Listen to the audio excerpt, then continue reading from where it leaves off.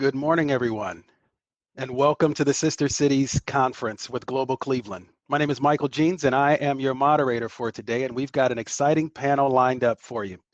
But hey, this is the Sister Cities Conference, so I'd like to welcome all the sister cities to this particular session. We've got Egypt, Albania, Slovenia, Ethiopia, Poland, Hungary, France, Romania, Israel, Slovakia, Nigeria, India, Germany, Taiwan, the UK, Lithuania, Italy, Guinea, Peru, Russia, Ireland, and hopefully I didn't miss anyone there, but a big heartfelt and warm welcome to the Global Cleveland Sister Cities Conference here in Cleveland, Ohio. My task today is to open up the platform for all of us as global citizens to experience our sister cities, a global Cleveland, and a better way of living. You see this banner behind me? That's my organization. It's Growth Opportunity Partners, or Growth Ops. We're particularly focused on individuals and businesses located in primarily urban areas that could use additional advisory support and capital. We have a particular interest in our immigrant community, as our immigrants tend to start businesses faster than non-immigrants. In fact, 50% of our Fortune 500 companies are led by either immigrants or first-generation residents of the United States. And today, the conversation is a particular part of the aspect of diversity and inclusion that often gets overlooked. We tend to have a domestic perspective in conversation, but we don't always include this aspect of the dialogue. I won't keep you from our panelists today, so I would like to introduce to you and present to some. We've got, and I'll just go with first names for now, Esther, Becky, Hari, and Nar. And I'd like for you to give your own introductions, if you would, and tell us a little bit about yourselves specifically. And I'll start with you, Esther. If you could share your path to the United States, and if you could share why.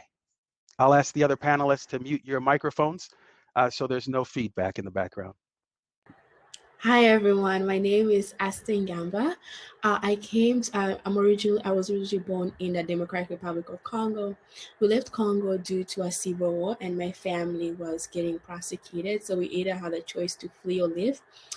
So we went to Uganda as refugees for 5 years, and then we came to the United States in 2011 as refugees. So right now I'm a junior. I came here when I was 12. Now I'm 21. I'm a junior in college at John Carroll University, and also I am the founder of Furai, Taste of Home, which is basically African dining, vegan and organic seasoning, and then also private cooking classes. And then I'm also an intern at Global Cleveland. Okay, so basically you don't do a whole lot. You do everything, Esther. Quite impressive. Hari, if you could share with us your path to the United States and why. Yeah, thank you, Mike.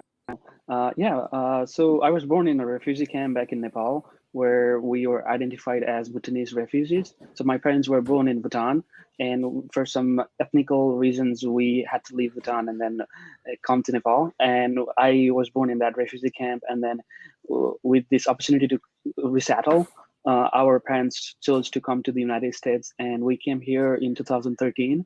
And I went to high school here, and I went to college in Rochester for my undergraduate degree, which was software engineering. And with that degree that I am right now working as a full-time software engineer at Microsoft. And at the same time, I'm also doing these side hustles, or like whatever you want to call it, this side business that we're doing with our very own software company that we're doing here in Cleveland. And also I'm leading our nonprofit organization called Connecting Cleveland Community, which is initiated by our youth volunteers here in Cleveland, primarily helping Nepali-speaking families. Outstanding. And I understand in helping the Nepali families, that's with things like food, medicine, is that correct? Yes, that is correct, yeah. Outstanding, thank you. Yeah. And Thank you. Becky, all the way from initially New Jersey, if I recall correctly. Can you share with us your path to this work? Yeah, so I'm obviously not a newcomer to the United States, and you guys have so many amazing stories and awesome success stories. But I'm here today representing Butterpear. Unfortunately, my little co-host that I was going to have on with me is having some technical difficulties, but I will help share some of her story. So Butterpear started because I work at Nehemiah Mission of Cleveland, and I work with a lot of refugee students and families. I was just interested in learning more about their culture and how to connect them more with what they want to do in this world. And so I ventured out to West Africa to learn more about some of the cultures of the kids that I was working with, and decided to start a nonprofit social enterprise to help connect artists to consumers here, and also work with these students here to help them figure out, the entrepreneurship side of things, and if they wanted to start their own businesses. Outstanding. And Becky, we're going to hear more from you about the place that started all of this for you, which is Liberia.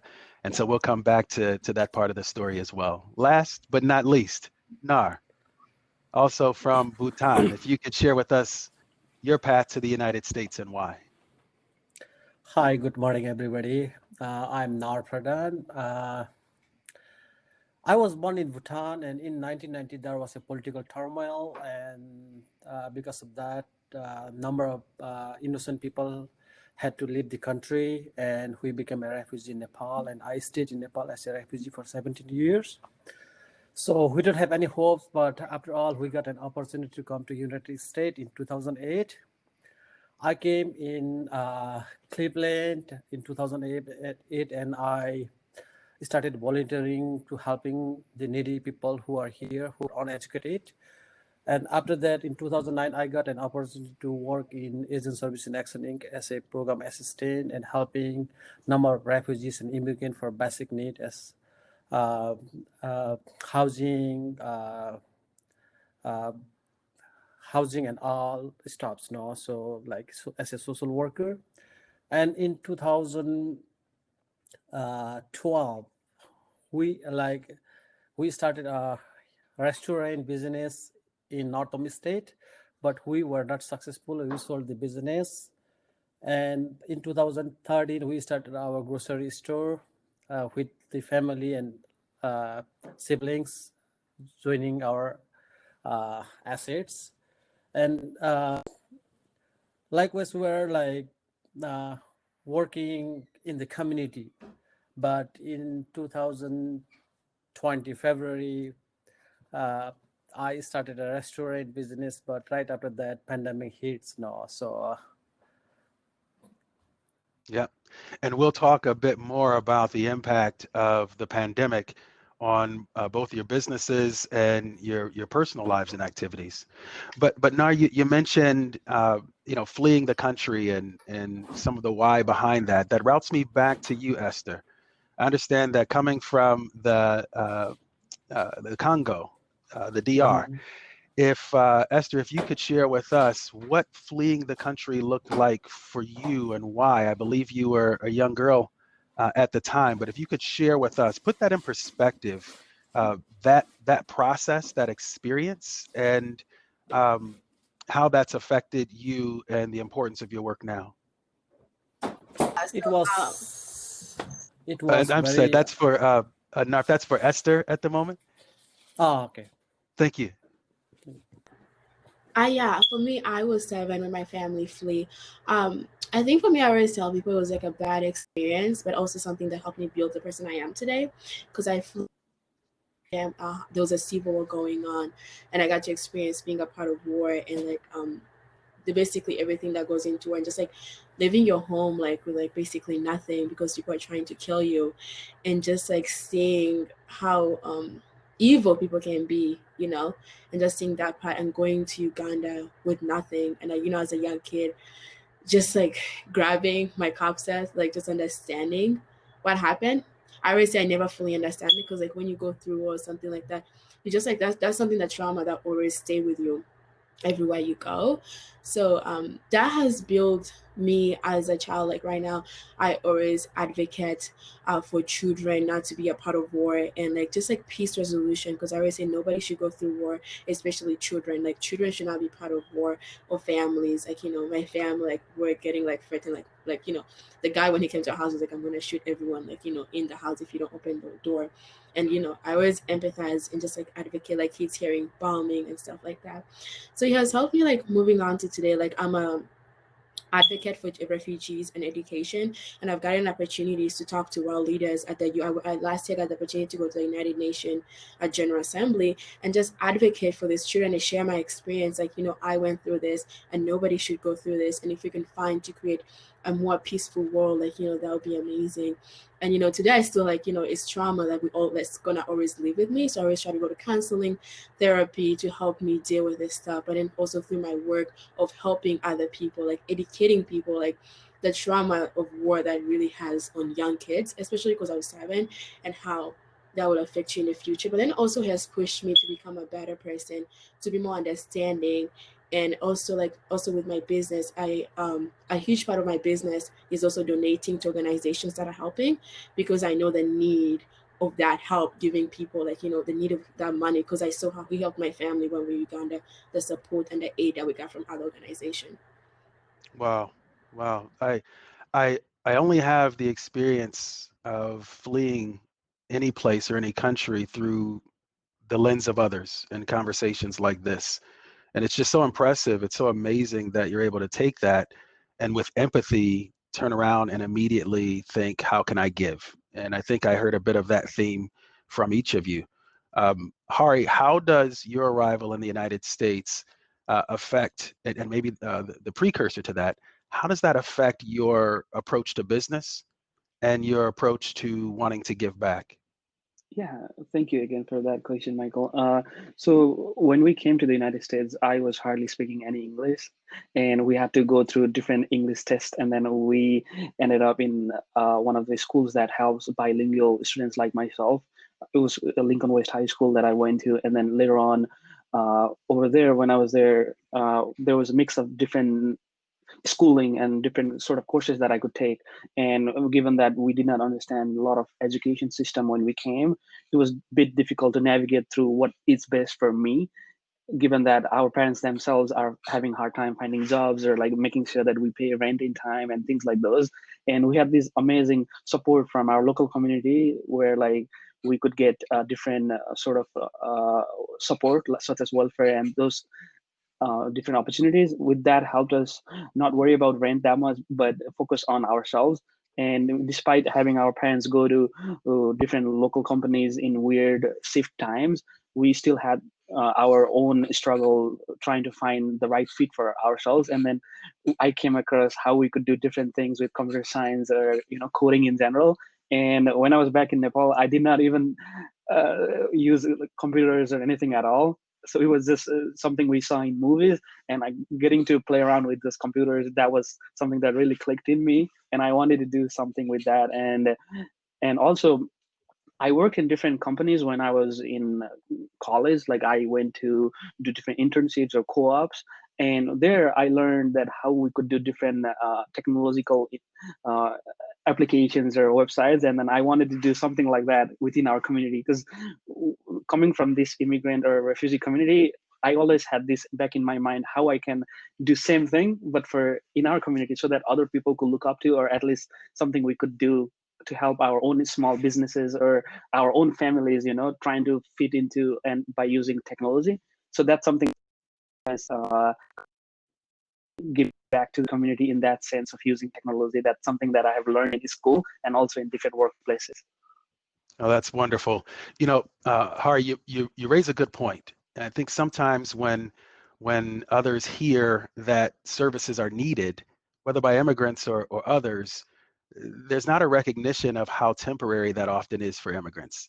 It's not something that you rely on in perpetuity, but it's something that's for a period of time, and it just supports the pace at which immigrants create businesses, create opportunities, hire, and land here already with the empathy that we need our leaders to have. So thank you for sharing that and highlighting.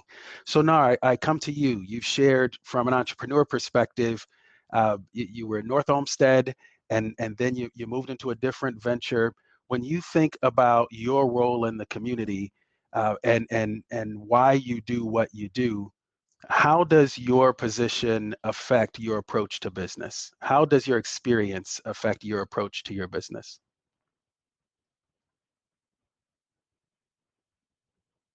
Uh-oh, Nar, you may be on mute. I think we may have you muted there. In 1990s, I saw my parents running a restaurant and grocery in Bhutan. And because of that, I have that faith so that I can run, because we can make the difference in the community as well as in the nation. No? Being a refugee, like, we can set an example. And also, like,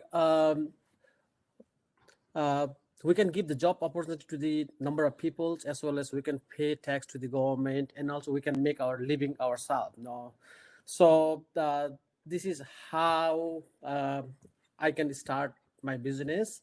And also, like, the words from my parents, no, my late father and my mother, they told us that, like, it is difficult to survive without business. No, so it is, and also, like, it is very important to give the example to number of peoples who are lacking behind, who doesn't have any vision to do anything in the business sector. So my business. Yeah, that makes so much sense. And it's probably a good point to interject that each of you are examples, not just to those who come here from your home countries, but you're also examples to the rest of us who are already here. Leadership is not limited in that way. And so the perspectives that you bring, the cultures that you bring have so much value, and frankly, the greatest value when they're not diluted. So thanks for opening up and telling these stories. Becky, I have to come back to you. So when we were talking in preparation for today, we talked about a number of things, but one was this visit to Liberia. It was a bit of a launching pad to where you are. You've taken on some responsibilities through a relationship that you had with a friend, and your commitment, whether it's through Nehemiah or the work that you're doing, is not as an immigrant yourself, but being an immigrant doesn't seem to be a prerequisite to how much you care. So can you share with us a little bit about that visit to Liberia, and maybe move us forward to why this is so important to you, and your experience as a Caucasian female, surrounded around this immigrant discussion and livelihood? Yeah, so I originally went to Liberia the first time because I was working with a Liberian refugee community in Cleveland, and some of my best friends at the time were Liberian because I was with them every day. We were sharing life experiences together, and so I was learning more and more about their culture here in America, but I didn't know much about the history and culture that occurred in Liberia. And learning the history of it, and how America had a part in the Back to Africa movement, and that's where we sent our freed slaves, and learning all of these things in motion, I wanted to know, like, what really happened, what really is going on that I was not aware of, but due to my own ignorance. And so I went to Liberia, and while I was there, I met lots of family members of the kids that I was working with here in Cleveland. And all of the kids that I met in Liberia were all interested in doing some type of business, whether it's selling water in the street or filling a wheelbarrow up with soap and selling that to their community members. There was always kids moving around and working with their family members. And so when I came back to Cleveland, I really recognized that that was what they wanted to do. And when one of my dear friends, Aretha, passed away, I became guardian of her daughter. And so I wanted to find more ways to connect her culture with where she is here in Cleveland, because me being Caucasian and not from Liberia, I needed to find ways to make her feel somewhat at home and somewhat welcomed. And that's when Butterpear kind of launched, because of all of my friends in Liberia having amazing skills in creating baskets and working with textiles that we often buy at big box brand stores. But these artists in Liberia didn't have access to things like Etsy or eBay even, things to go sell onto. So they did have access to email, so I was able to utilize email and second suitcase travelers to bring back some of their items to sell. And that was where it all started from. And then working with the refugee community, it's just taken off here in Cleveland. Outstanding. And can you tell us a little bit more about the business and what you sell? Yeah, so Butterpear, it's representative of an avocado in West Africa. And that was just the name that I picked up that I liked, because they kept bringing me butter pears and I didn't know what it was, but I love avocado. And so that's not representative of what we sell, just our company name, but we sell skirts, baskets, wood carvings, these little turkey pine cones. There's all kinds of home decor and some fashion items that we're able to sell from different artists that are either made in Africa or here in Cleveland. Yeah. And so your work is helping us bridge the divide. And so in doing so in a tangible way, how do we get to your business and what you sell? How do we find you and your wares? So I have done everything online, butterpear.com, which has been helpful during this COVID time, not having to worry about having a physical storefront. However, in the future, we hope to make that happen, but we also do pop-up shops every now and then that we post out on social media, but most of our sales are all online. Great. And Esther, you have a business product as well. As if you can talk to us a bit about your business. So my business is Furai, a taste of home. Furai, since in English it means happiness. So mine, because I know food and everything with food brings happiness to everybody. I know for me it brings me happiness. Like food makes you happy. Yeah, basically for me, I wanted to bring, because I do private. 2 years ago, I started doing private Congolese cooking classes. And I wanted to engage people in the Congolese culture. So with my business, not only that I provide you the cooking classes, but I also provide you with dining of African fabric. So there are table sets where you can buy for your own house. And one of the things, the dining part is one of my favorites. I do buy it from back home, and I buy everything from the tailor. And I always say it's fair trading because I buy from the tailor and I make them do it. But then I also pay them, knowing that I have to sell them here. And if I don't sell them, I'm going to find a way to sell them. But I'm also making sure they're also getting their right equal pay, and I'm not cheating them, because I know that's most of the time happens when you're buying things from back home. But then I also have my organic and vegan royal seasoning, which basically is something that we have been using in my family ever since I was little, and we use that to like cook everything with it. And one of the things why I decided to like put out the vegan royal seasoning, because like when I did the private cooking classes, I would use my own ingredient, and people are always curious, like, what are you using this? Like, where can we be able to sell it? So I just like make sure that my customers are also like able to buy it.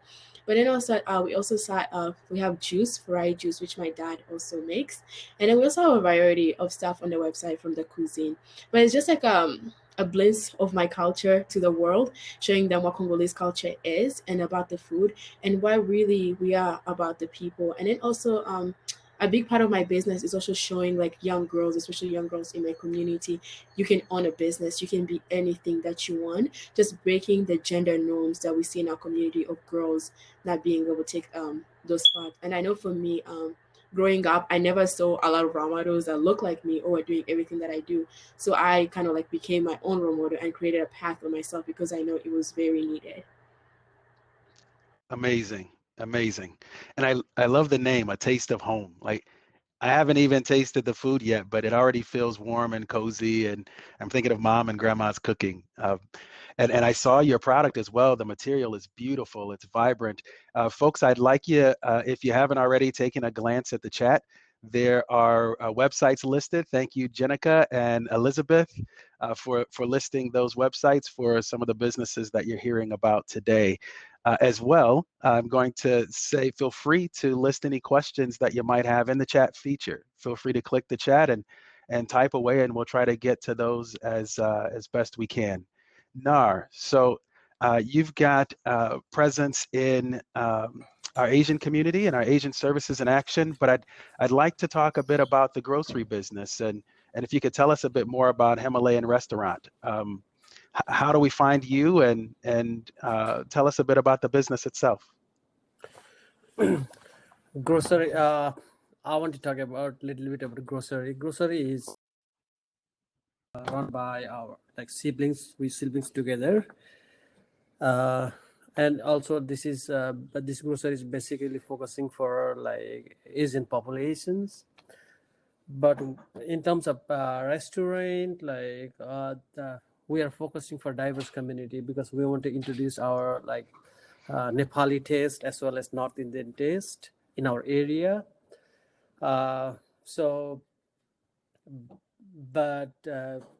When we started right after that, the pandemic hit. It is difficult to survive, but still we are surviving right now, And if our like people help us to survive during this pandemic time, we can make the difference in future. I myself and my Himalayan restaurant team will make the huge difference in the community as well as in the nation, and also we can contribute for the better development in the economic sector too. No, so you can find my restaurant in www.clevelandhimalayanrestaurant.com or .net, and help us to survive during this pandemic time, and also we try to survive. And also you can find us online like Grab or Uber Eats and DoorDash, and also you can make a phone call. And our restaurant is located in west side of Cleveland on West Park area, 13124 Lauren Avenue, Cleveland, Ohio, and phone number is 216-716-4500. Perfect. So Perfect. That's one of the tasks that we have for today. We want folks to know where to find you. So thank you for the detail. And notice Nar has already referenced the east versus west side of Cleveland. I'm going to interject that this is a global conversation, and so we can cross the river and support east and support west unilaterally. You'll see additional detail for the Himalayan restaurant in your chat feature. Esther, you started to discuss the gender gap and challenges, and so I want to come back to you for that, but thanks for teeing up the next question. Hari, as you look at challenges that you may have faced as an immigrant entrepreneur, I'm not sure if they've been gender driven, so I'll let you address that, but what have some of those challenges been, and how have you overcome those challenges? Yeah, thank you, Michael. Regarding this question, like we only started doing this business sort of entrepreneur journey in midst of this pandemic, so we haven't really gone out there and then have that felt. But what I can speak to is it was a kind of different scenario, given that we're using technology to do different things, and we started solving different problems in midst of pandemic by just sitting at home. So we haven't had that interaction with the people out there and have seen much going on. But in space of speaking about gender itself, I do believe that there is some sort of gap even within the technology itself. That speaking of our own team, we do not have any female in our team, so which is a sad part. But at the same time, we want to see more girls or women in sort of bridging that gap and getting into technology as well. We do have seen that within our Nepali community as well, that a lot of opportunities or career-wise that we have some sort of divide that I have seen personally and comparing to my own friends and families. So I have seen that. And however, within our business, we're trying to expose our businesses or like different technology perspectives out there, so that people who are sitting at home, they can just try to do something in their free time, and then have that opportunity where that if they learn how to do certain things, then there is no gender gap or any sort of things, that they can just go out there and build websites and applications, so that they can build towards getting their entrepreneurship journey started. And speaking of that, within our community, we recently started our own Brave project, which is some sort of helping our Bhutanese or Nepali families in midst of this pandemic by providing them different services. And we've started that group that has a mix of everyone. And we have been trying to think about how we can do those things as well. That's fantastic. You know, and I'll share with you, Hari, you probably already know, the software and IT vertical in the United States is not doing a terribly great job at gender inclusion either. And so perhaps it'll be folks like you and Esther and Becky and Nar who help us get better, who help us solve for that, because our numbers are still lagging. We don't have the presence that we should have. And perhaps for different reasons, and maybe they're the same. Esther, you teed off this conversation. How are you wrestling with the gender inequalities and the challenges that have created barriers for girls and women in your work? I think for me, it starts from the house in my family. That's why I started fighting gender equality, because like for girls and women, we're expected to like basically stay home, get married. Like, you know, there isn't a high expectations for girls. So for me, it already started by doing or going into places where a woman is not supposed to be, like in our community, or just like my dad. I mean, I always say I'm a different breed compared to like other girls, because and that's just because I'm a female. It's gonna stop me because I've had some things. Even I can just say with my major, when I went into political science, I was told that's not a field for a woman. So just going into that, I knew, okay, cool, I'm going to face these challenges, but young girls need to see that you can be in that field, and you can also be a business owner, because right now what we're seeing, it has been embedded in some girls' minds that the marriage is their ultimate goal. The girls are not going forwards with anything when they're here in the United States, and they have so many opportunities of what they have become. And it's just not that even society, it's their own family that's telling them, like, you have to get married, and that's the limit that you can be at. So I think like sometimes I say yes to opportunities or to be, because I want those young girls to see, just because your family tells you that, you have so much potential, you have so much that you can do, and that you just don't need to stop there. And I think like it's going to take a long time to bring the gender gap in my community. From what I'm seeing, before I think it will be easy, because it has been embedded from them ever since they're young. So now you're kind of like explaining to a girl, you can do this, but when they go home, do they have the support system of someone pushing them, telling them, hey, marriage is not the only ultimate goal? Like, their family is discouraging them. And just, I feel like just changing that's one of the main things that we're combining right now. I know in my community right now, and I've seen it a lot when it comes to other refugees, like community, teaching the girls. And I think it starts from the house, because if you don't get the support from the house, it's really tough to go out there. And I know for me, it took like a lot of counseling, like, just pushing myself, and there's so many side effects to that. Absolutely. There's a saying that in reaction to your comment of folks telling you where women shouldn't be or what women shouldn't do, that women should be in every place where decisions are being made, right?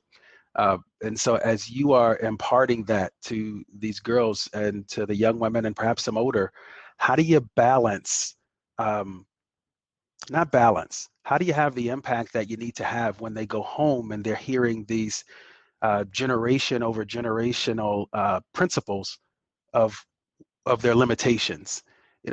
How do you affect that? How do you offset that? And what are some of the things that we, who maybe come from different places, can do to be more positive contributions to that experience? Yeah, I can say from my own experience, because I did experience that for my own family when I went into the major. I think self-motivating these girls and getting them to know each other and knowing what you like, and explain to them, if you do this, you're going to be happy. And once you get them to understand it, and I think it's baby step, you take them like, hey, and I think telling them, I realized personal stories really works for them. Like, for example, I was on a team, and then a girl, their family was telling them, you can't play soccer because the girls don't play soccer. And they're limited to that. And I think I had a conversation, text message. I was like, hey, listen, just because your family, I was like, do you like soccer? I was like, yeah. I'm like, just because your family tells you that doesn't mean, show them, prove to them that a girl can do that. And once you prove to them, it's going to show to you, it's going to show to them, they're going to start supporting you. I gave an example, like, listen, when I went into politics, my parents were like, no, politics is not for girls. But once I made it, and I got to go to the United Nations GA, my parents was like, oh, now you can become an ambassador, now you can become a president. Because they finally realized a girl can be in those places. So one of the things I always say, create spaces for these girls, like, support these girls in this community. Like, when you see, I feel like sometimes when people see some of these girls, they're not taking these opportunities or stuff like that, they think they don't want to. I think having the one-on-one conversation and trying to understand, what are these girls getting fed at home? Like, what are these parents telling them? And always telling them, asking them, what do you want? I think sometimes, like, they never get asked that. What do you want? What do you want to do in life? Like, asking them those small questions, and providing like mentorship opportunities for them, like just telling them, do this, and like taking baby step, and also being understanding of them. A reminder, a little commercial break here. Don't forget to check out the expo booths. You'll see other organizations there, and I believe Becky commented on the booth as well. Also, check out the comments in the chat side as well. We've got Say Yes to Opportunities, No Limitations being a great message. It looks like the listeners and viewers are eating all of this up, folks. And lastly, looks like Ms. Chen has given some historical perspective on gender inequality, and over time it being a new issue of disparity. So thanks for your comments, and please feel free to ask your questions here in the chat as well. So Becky, your friend who you met passed away, and you took over some responsibility for her daughter. As we're talking about these, the gender barrier, and perhaps there are others you'd like to share, and Nar, I'd like you to give some thought about this in a moment as well. But Becky, as you think about some of the barriers that she has faced, how big of a barrier is gender? And as her once guardian, I understand now she has progressed into service.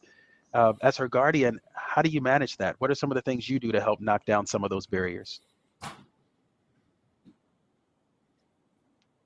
And I think we've got a little freezing of the Wi-Fi here. And so for a moment, I'm going to expand a little bit on this and share that the issues of gender equality are not issues that are women's issues.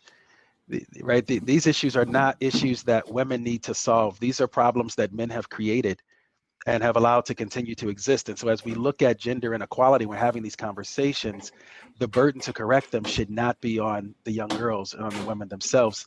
We should be, as men, looking in the mirror to determine how are we participating in this continued existence, and what are the things that we can do to tear down those walls, not for, but with our sisters. Becky, as you think about your role as a guardian, how is that factored in to your ability to open up doors and allow the daughter that you're taking care of to be liberated? Yeah, so I can say this because she's loud and she's proud of who she is now, but I know from the beginning it was a hard path for her, not only coming to America as a refugee, but also coming here as well, and then becoming an orphan at the time. But she's also gay, so.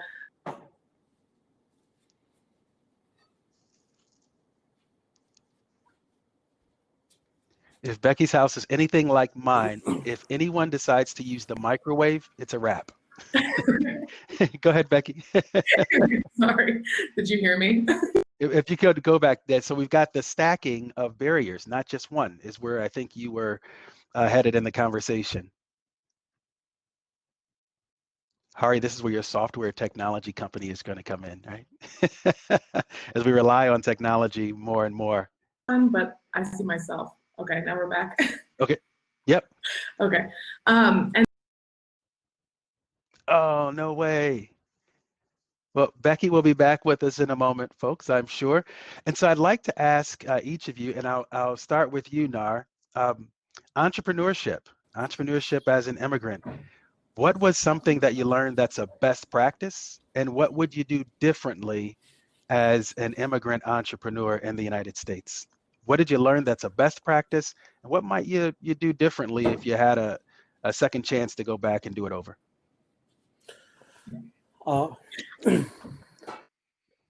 Entrepreneur is very tough in the United States, but if you have like vision with action, we can make it. No, we can make it, because this is land of opportunity.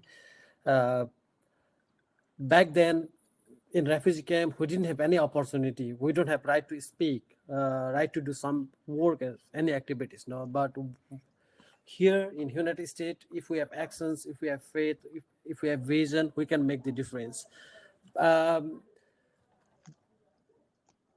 Till now, like what I have been doing is not myself, it's with the help of team, as well as like our family members, who support in my business.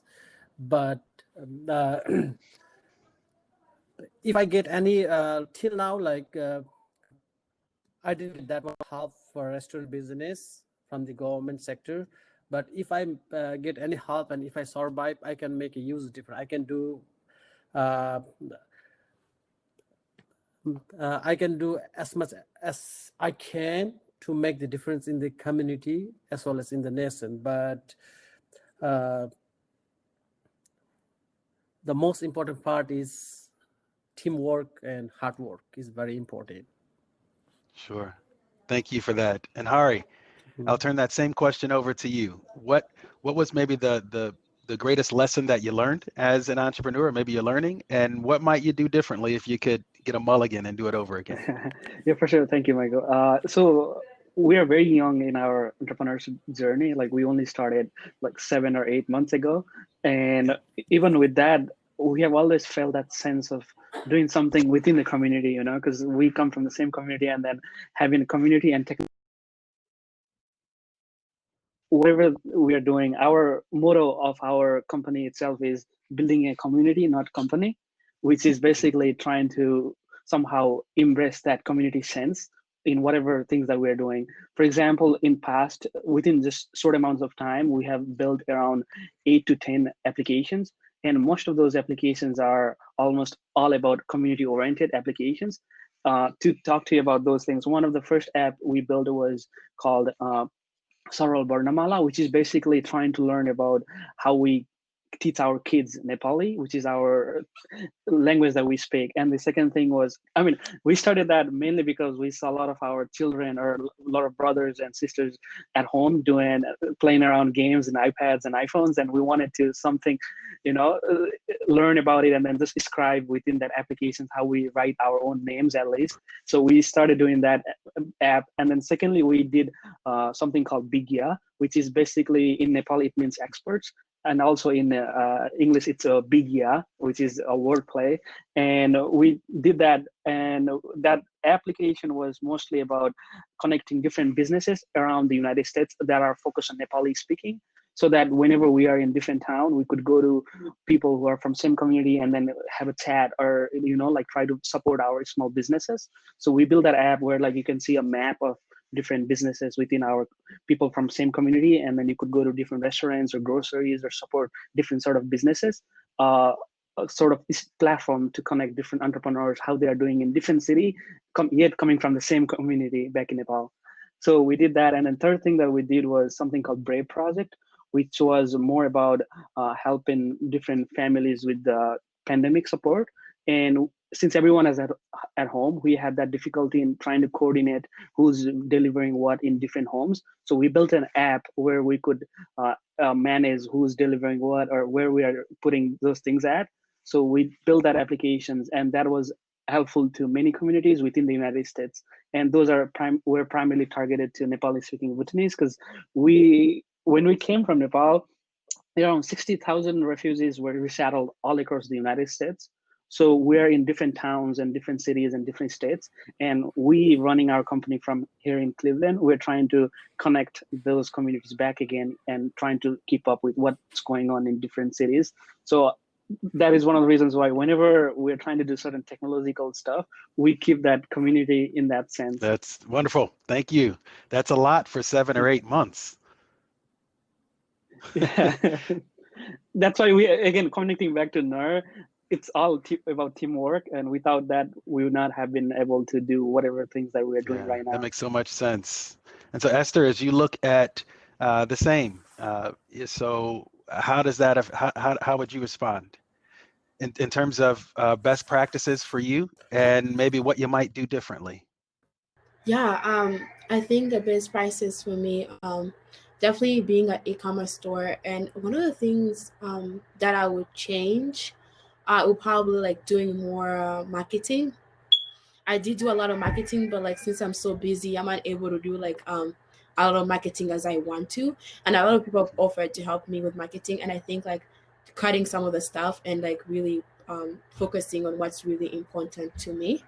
But one of the great things about I love about my business is I came in with a purpose and what I knew what I wanted to do, and I feel like that keeps me going. Like one of the cool things is my business is helping, showing great cuisine, and then also just being myself with like the culture and not letting it get interactive with everything. But I think I've had such a great opportunity because like Cleveland, there's so many people who are willing to help my business, and I've had so many customers who are coming back and who are buying the product, which has been like an amazing experience for me. But then I also feel like I want to expand my business, but one of the things I'm always scared of is like, if I expand, do I have the time to give to it, and how many things can I choose? Because I'm very involved, like, and I always feel like I need to cut down on some stuff so I can really focus on my business and give it the work that it needs, because I know it can really grow because I've seen it. And when I talk to people about it and how people are coming back, and I can see the work and the projects that I'm thinking of right now, like, like how Becky said, getting a front shop or doing those pop-ups really help my business. And if I can grow more into that, that'll help more of it. And I think one of the things, I've got so many young girls who have looked into my business. They're like, hey, I'm also interested in doing this. I'm also interested in doing this. Can you help me, your business, how to like start a business? And I think also like that's one of the things I want to get into, like teaching people, especially young girls, how to start a business and how I got into the business model and also how they can get there today. Yeah, makes sense. Becky, so you're working, one of the things you shared with your work is that when you buy product, from Africa, you're not putting it on consignment. You're not putting that burden on them. And I thought that was such a great best practice. What have you learned about your business? What is maybe the biggest one or two things that you learned, and what might you do different if you were starting it over, say today or tomorrow? So things that I've learned along the way is getting the products out in front of people is the best way to sell these items. I mean, online's great, but we do so much more when we are personable in front of people. And for me, being the person that's the mover and shaker in the background, admin stuff, letting like Esther was saying, letting the people that want to become business owners up front, learning the way that things move and go around like that has been the best thing for us. And in addition to not putting any artist or maker on consignment. Things that I would change, it's a weird change, but I give back too much, which sometimes hurts us. I don't like to, it's become my hobby. However, I do need to take it more on full time, like Esther was saying, because I know it can grow. But at the same time, I need to learn how to not give too much because, when we have it, I just want to be able to provide things for other business owners to start up their business, or, when the need comes up that a kid may need medicine, I want to be able to provide that. And so there's some small changes we need to make there, but not ones that I'm disappointed in. Yeah. It's difficult when you care. Yeah. Because Yeah. you just want, if you have it, you and someone else needs it, you want to share. And I think that's an admirable quality. It does speak to business cycles and where you are in your business and where you are in your personal development, and the ability to give over time. So an investment in your business or yourself in an early stage, early number of years, perhaps can yield a longer time horizon of being able to give or to give more. But then you're always challenged with, so who goes without while I'm trying to build? Right. So there's that saying of we carry as we climb, right? Yeah. So that's admirable. We're getting close to our time here. We've got about 13 minutes. And so I would like, and I'll just throw these last couple of questions out to the group. In the traditional dialogue of small businesses, there are typically, 4, 5, 6 things that business owners typically need. Capital, advisory services, more business, marketing support. And I'll just toss this out to the group, weigh in as appropriate. If you were to say to the audience, these are the things that would be helpful for my business, these are the things that I found would be helpful for entrepreneurs who are immigrants, what would those things be? Is it access to capital?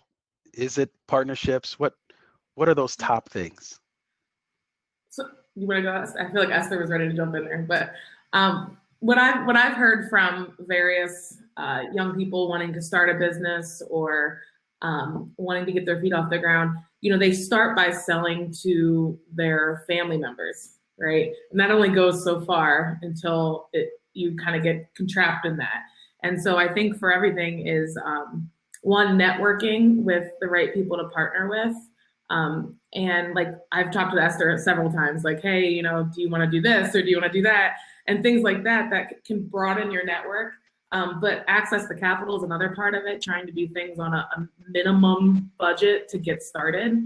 And so I think for the community that may be listening, the biggest thing that helps us is if you share that organic sharing that helps us with marketing. Thank you. Esther, were you going to chime in there? and you might be muted. I think Wi-Fi is playing a game on us today. I'll move down, Hari or Nar. Any Yeah. thoughts on what those things might be, Hari? Yeah, I would like to chime in a little bit. Yeah, so someone who's just starting out this business, one of the things that we have definitely seen lacking or something we want to improve on is that something with marketing. And given that our own we have gathered, it's not just for Nepali speaking community, but it could be actually helpful for a wider different businesses. So I suggest whoever is starting entrepreneurship journey or anything of the sort, try to reach out to wider community as much as possible so that you could increase your businesses in that sense, and then see how people come together and that you could actually make your bigger impact and grow your business. Absolutely. And Nar, actually, Esther, are you back? Can you hear me? Yes, yes. Oh, Go ahead. I'll give you a chance to respond. yeah. So I also say one of the important thing is capital. Money, making sure you have the responsibility for your business. Because from my experience, I had to make sure I'm selling it to my larger network because my family wouldn't be able to buy the product from all my community. So I always say like always make sure you have those people who are gonna buy from you who are not your family. You have created those connections, like what Becky said, networking and making sure you also have the money to open up the business. Like for me, I used up my entire stimulus check that I got from the government to put it in my business. And also making sure you're being smart about the financial advisory. Like one thing I'll say, educate yourself about financial literacy, learn how to do marketing yourself, like do everything yourself, try not to hire any outside help, and save as much as you can, because at the end of the day, it's only going to be you until you're able to make all that much money. And Esther, you referenced the, there's only so much you can do with family, and it just brings me over to the chat where Jenica was reminded and is reminding us just how in this conversation we're hearing that everything really intersects and comes back to family and community, and that being the heart of everything. So just wanted to bubble that up into the conversation from the chat. Nar, if you were to share with the group what those things are that would be helpful for you as an immigrant entrepreneur, what would those items be? Look at that. Just like that. He was ready to give us nuggets of wisdom, and the Wi-Fi has gone. Well, we'll catch up with Nar in a bit. Are you there? Yes, we can hear you, Nar. Go ahead.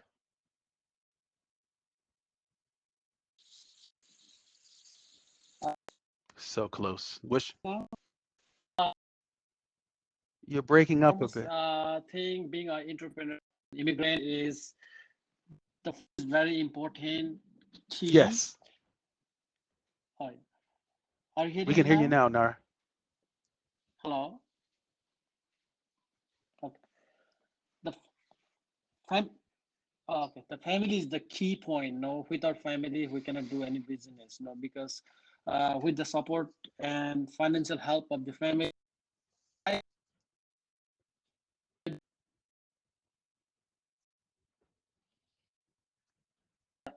we have like extended families. No, we help each other, asset and collect the money, start the business. No, so what I can tell to the new immigrant or new entrepreneurs is that you have to work with your family to do any kind of activity and do by. Thank you for that.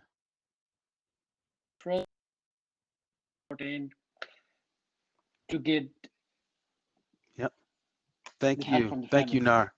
Well, we've got 7 minutes, and we've got a question in the chat on whether any of the speakers have mentors. Do any of you have mentors who help guide you along the way? How did you find your mentor? Yes. How did you find them? I have different mentors. The one I came to the United States, no, it's from Catholic Charities, help us to provide the mentors from Building Hope in the City. And we got those mentors, they help us how to live in new countries, And later on, we have our vision, and then we showed our vision to do the business, and they guide us. Till now, there are a lot of mentors, different mentors, to help us. So I saw Chaya. She's also one of our mentors. She also help us to do Indeed. some new things in the new country. So a mentor is also important part to do Yeah. to do Hari, how business in about the new you? Were you countries. able to identify mentors for yourself? And if so, how did you find them? Yeah, unfortunately, because of this pandemic, we haven't had any mentors to guide us with our this entrepreneurship journey. I've had mentors for different other things in life with school, and for this entrepreneurship journey, I do not have any.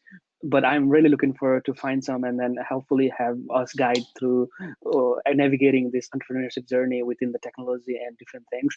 And really looking forward to finding those mentors in the future. Yeah, well, I will. I guess I'm on record here. This is being recorded. Let's be sure to connect. Yes. And at very least, we can connect you with our IT and network and software partners, our vendors. And there's some other folks in the area who could be a good connect for you. I've often found that the mentor-mentee relationship is often entered into where the mentee thinks you're going to learn so much from the mentor. But as mentors, we always learn so much more from you. So let's be sure to make that connect. Yes, please. Thank you so much. Esther, absolutely. What are, if you were to respond to the same, if you look at, wait, maybe we've already talked about what you might need. So I should just follow up on the mentor conversation. Have you an identified mentor or mentors? And if so, how have you found those mentors? Yeah, for my business part, starting being an entrepreneur, I never had a mentor personally, like a person. I never, but basically what I did, I used Google and a lot of social media business people who put tips on Instagram. So I would say like a lot of like Instagram influencers who have built successful business. But personally, through the Global Rising program, I was able to get a mentor from the Cleveland Foundation, and she has given me so many ideas how to grow, not just as a business owner, but also as a person, and that has been like really helpful. But for the business perspective, I don't have a mentor, but that's something that I would want for the future. Okay, I'm going to lob out the same. We'll see if we can help connect you with the folks we know in our network. Our network is yours. And Becky, how about you? Have you established mentors for yourself in your journey? I have not had one long-term mentor. I've had multiple people that I bounce, ideas off of. I've tried to be a mentor for people that are small, like my smaller entrepreneur businesses that are starting. But we're always looking to expand and make things bigger. Like I said, right now it's more of a hobby, but we're trying to launch it into the next phase. So. Yeah, makes sense.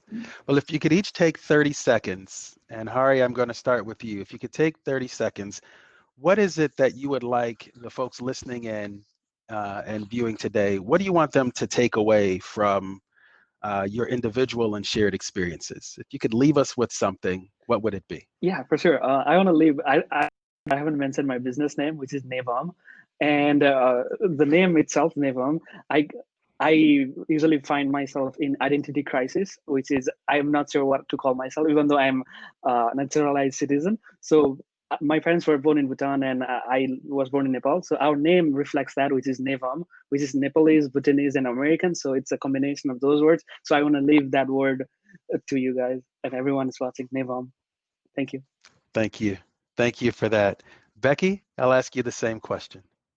What would you like to leave for the group? Sorry, that was a great name. So I know, right? oh my gosh, I was wondering what it meant. For the group, I would say just, be mindful of where you spend your money. If you can support a small business that's local in Cleveland and it directly is impacting the culture and the communities that are here, choose that over all the other options, because that's the one that's going to make the biggest impact in your community. Absolutely. And Nar, while we have you, what would you like to leave with the audience? What would you like the audience to take away from you being on this call? No. I like to thank one and all who are supporting. And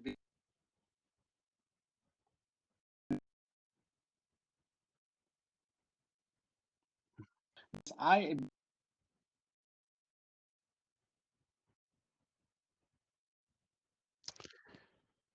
Nar, we're going to have to pause for a moment. We're not hearing you clearly. So I'm going to say that Nar is saying thank you for the support for him and his business, and to please continue to support, and those who haven't to stop by and support.